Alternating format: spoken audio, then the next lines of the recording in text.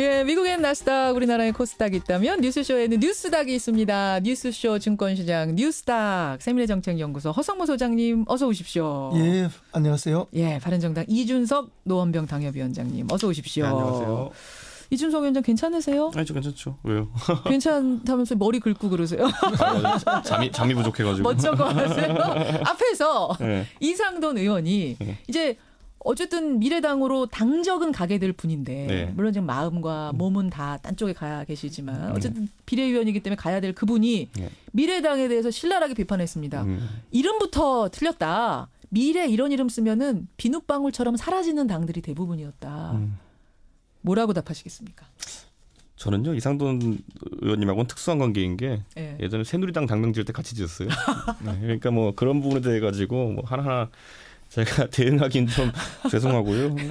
허성무 소장님도 세미래정책연구소 사시잖아요. 그러니까 이게 그러네. 연구소 이름에 미래가 들어가 있네요. 뭐 그렇게까지 뭐 부정적으로 볼 만한 사안은 아닌 것 같아요. 당은 아니에요, 저기는. 뭐 미래란 단어가 이렇게 부정적인 그런 느낌을 주는 단어는 아닌 것 같습니다. 소장님 한 말씀 하시죠. 예, 갑자기 제 연구소 이름이 나와서 깜짝 놀랐어요. 예. 이상돈 의원이 보시기에는 미래라는 이름을 당에 넣는 건 정당에 넣는 건 적절치 않아 보였다. 그렇습니다. 지금까지 우리나라의 정당명에는 대개는 이제 민주라든지 정의라든지 그다음에 이제 우리 평화, 평화, 국호, 우리나라 대한민국과 다 관련된 국호가 많이 들어갔는데 한국. 예, 그런 게 없는 이제 당명에 대한 그런 뭐 지적들은 많이 있었던 거 사실입니다. 그런데 이번에 이제 미래당은 그런 지적을 받을 수 있지만은 민주평화당을 만들었지 않습니까? 예. 근데 민주평화당은 뭐 이상돈 의원도 좀 전에 인터뷰하는 거 제가 라디오 밖에서 들었습니다. 예. 이분 같은 경우에는 이제 이게 호남당 이야기에 되니까 호남당마저도 지역당마저도 안 된다고 미래당을 비판을 하셨는데 과거에 평화민주당이라고 있었습니다. 있었죠. 예, 그 김대중 대통령이 1987년에 대통령 후보로 나서면서 만든 당인데요. 이번에 민주평화당을 만드는 걸 보면서 평화민주당의 후신이다 하는 그런 느낌을 저는 개인적으로 연상이 되셨어요? 굉장히 많이 받았습니다. 그것은 이제 호남 유권자들한테 어떤 그 향수를 불러일으키면서 각인시키려고 하는 그런 당명이 의도가 있었던 게 아니냐. 저는 그렇게 봅니다. 그렇게 볼 수 있게 6948님이 문자 주셨는데 평화민주당이 이분도 떠오르셨대요. 그래서 평화민주당이 거꾸로 해놓은 거 아닌가 이런 생각이 드셨다. 올해 당명 지을 때요. 저도 이제 당명 짓는 걸 한 3번 정도 옆에서 지켜보게 되는데 뭐 새누리당, 바른정당, 그다음에 미래당 이렇게 지켜보게 되는데 사실 여러 아이디어가 나오게 되는데요.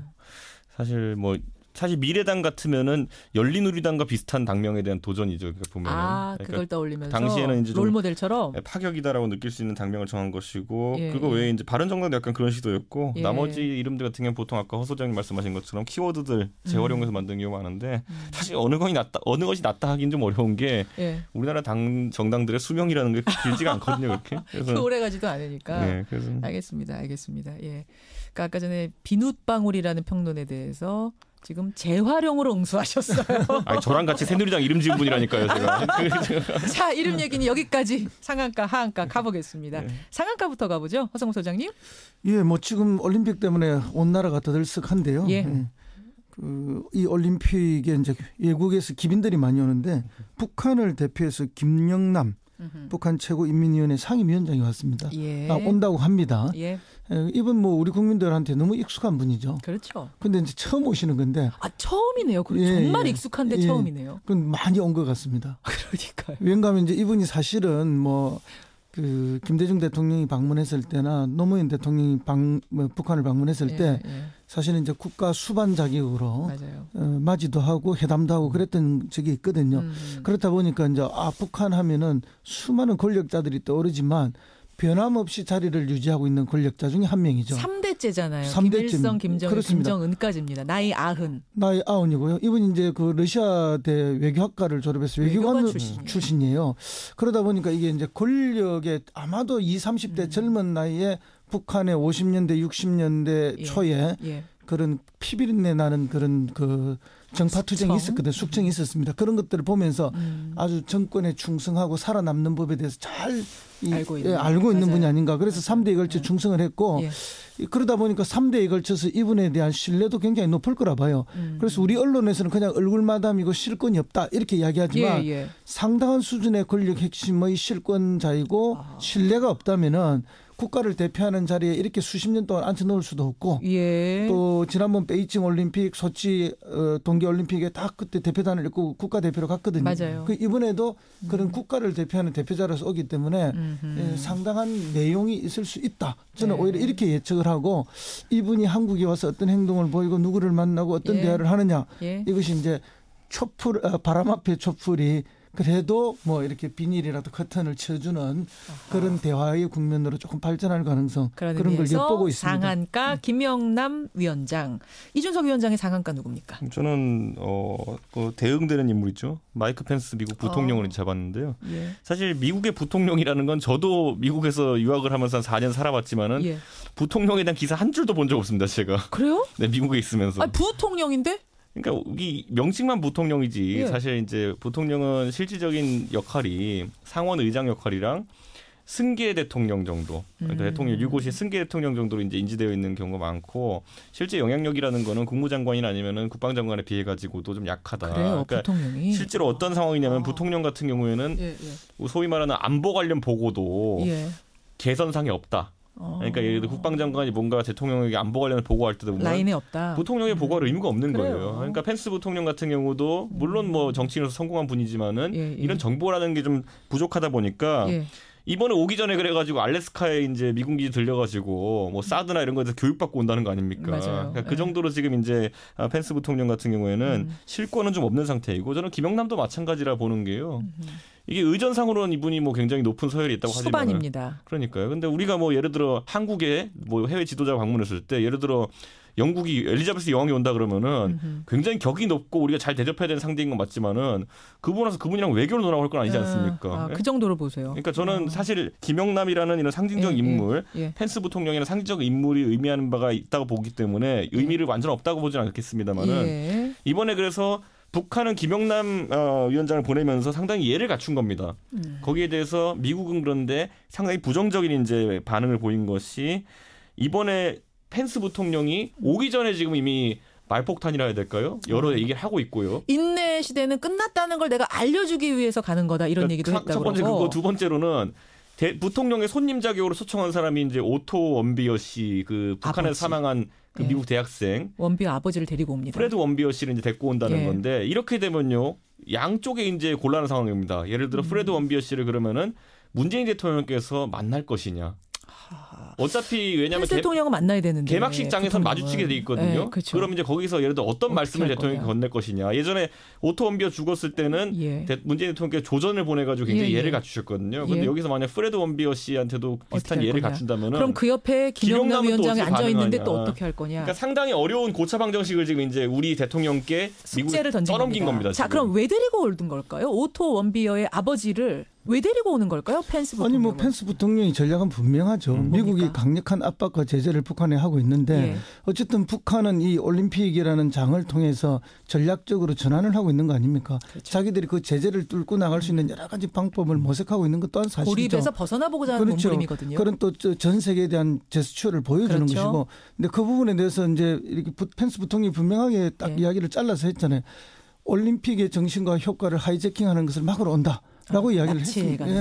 그렇게 이야기를 했는데 펜스 부통령 입장에서도 이게 이중적일 수밖에 없는 거예요. 대한민국 평창에서 열리는 올림픽 성공적으로 되도록 미국이 도와줘야 되지. 박수는 쳐야 되고. 해야 되고 그리고 또 북한은 또 견제해야 되는 이런 이중적인 부분이 있는 거죠. 그리고 잘 되게 하기 위해서는 북한이 참여하는 것까지는 맞아요. 그렇죠. 안보를 위해서. 그러니까 이제 뭐 굉장히 혼란스러워 우리 국민들은 보이는 면이 있는 겁니다. 근데 이제 이게 뭐 지금 그만큼 우리 이제 정세가 복잡하다는 걸 의미하는 거고요. 맞아요. 대통령은 그래서 뭐 굉장히 어려운 위치일 수도 있지만 그러나 이 원칙대로 하면 됩니다. 애도를 표할 일에는 표하면 되는 것이고 또 외교적으로 잘 오셨습니다. 할 곳엔 잘하고 하면 되는 거라고 저는 보고요. 눈치 안 보고. 그렇기 때문에 이제 이번에 뭐 부통령은 별거 아니다라고 이야기를 했지만 사실은 부자는 뭐 정자에 의해서 뭐 이렇게 되기 때문에 뭐 영향력이 훨씬 떨어지는 건 맞습니다. 그러나 자기가 어떤 영향력을 발휘하느냐에 대해서 역할을 크게 할 수 있는 것도 있습니다.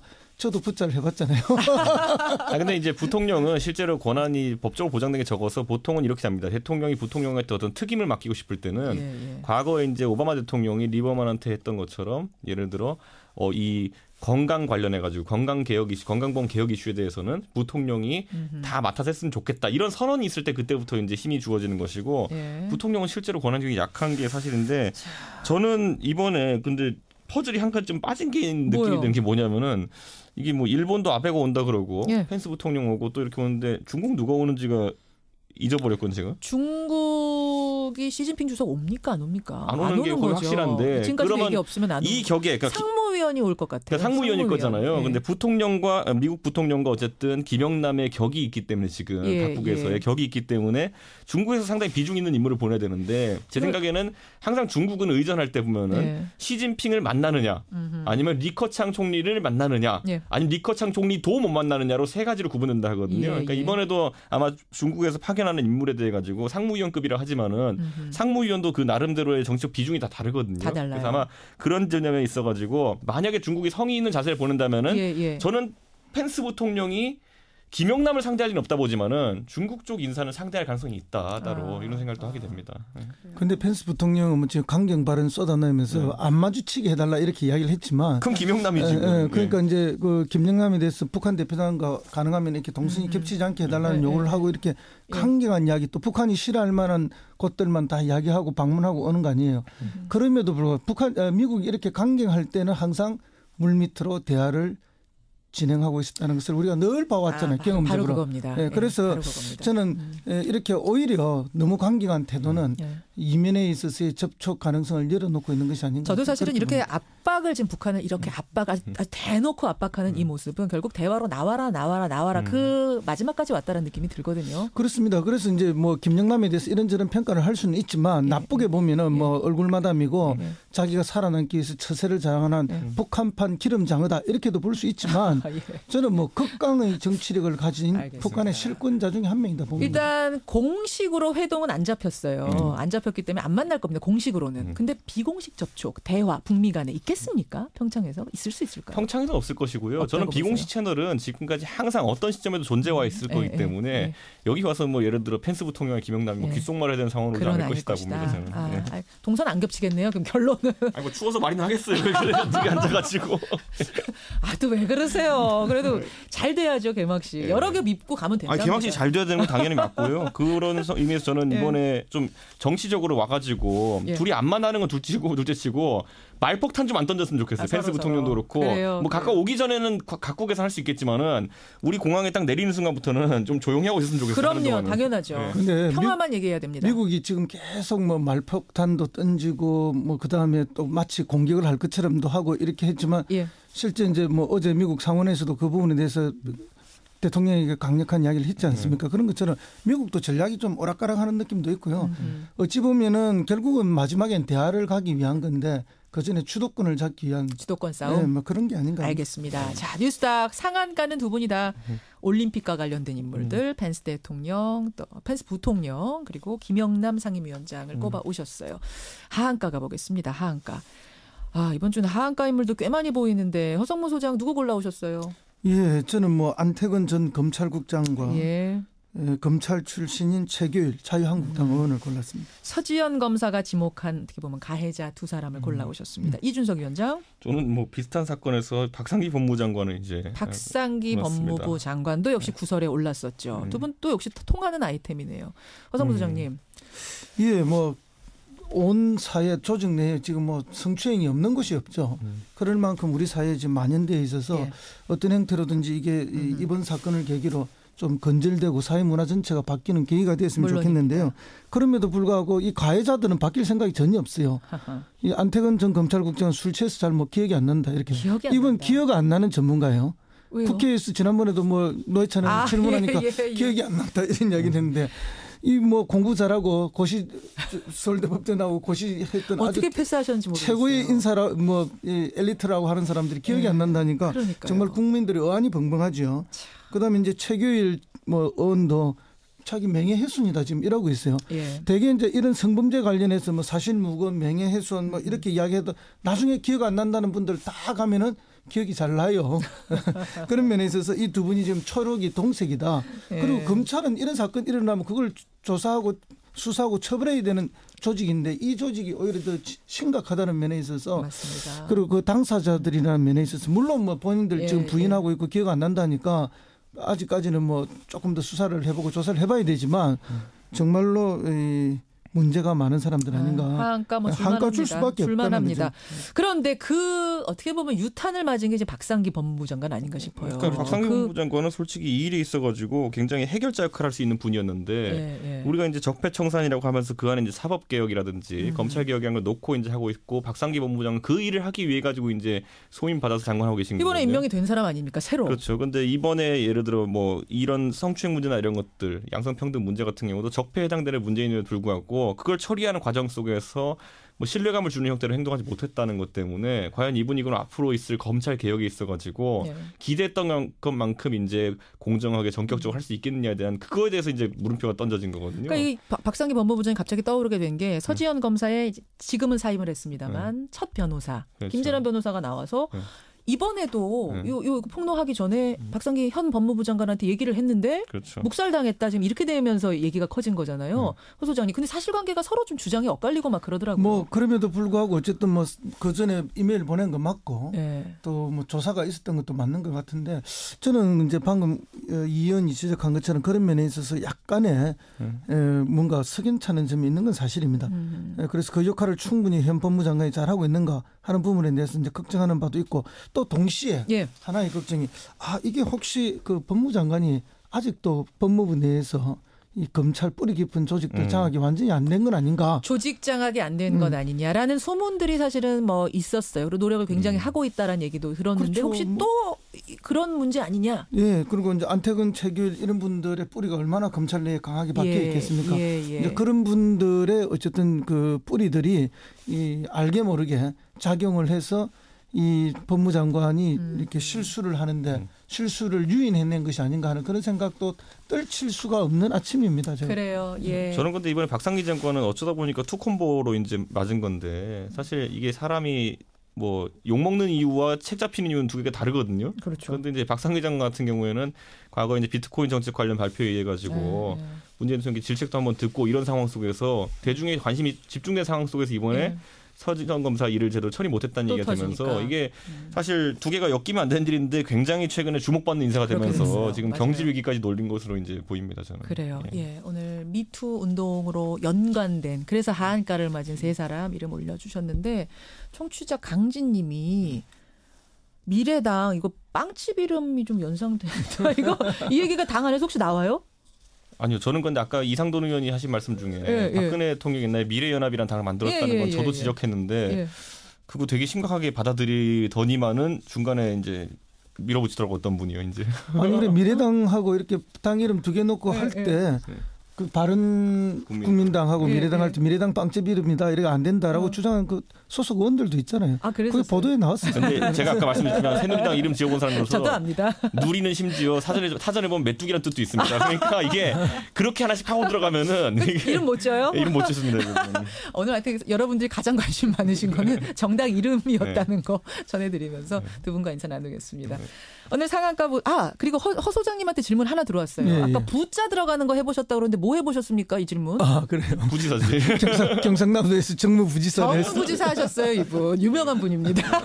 두 분 고생하셨습니다. 고맙습니다. 감사합니다. 감사합니다. 뉴스닥 세미래정책연구소 허성무 소장, 바른정당 이준석 노원병 당협위원장이었습니다.